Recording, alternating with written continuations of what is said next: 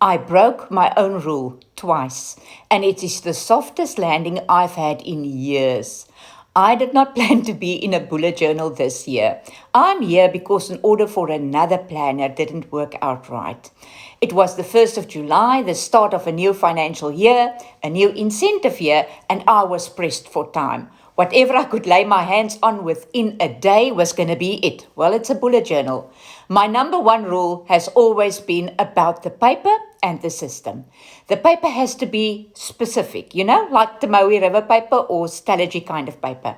And the system? I know the bullet journal method. I've followed Ryder Carroll for years.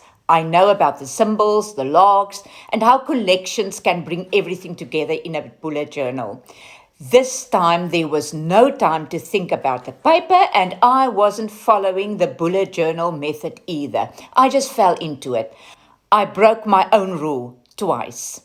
I didn't overthink it. I opened the book, wrote my name on the first page, filled in the intentions page, and just went with it. 37 pages in, and this is the softest and most welcoming landing I've had in a planner for years. Break the rules. Are you team rule follower or are you team rule breaker? We're clearly the same person. Subscribe.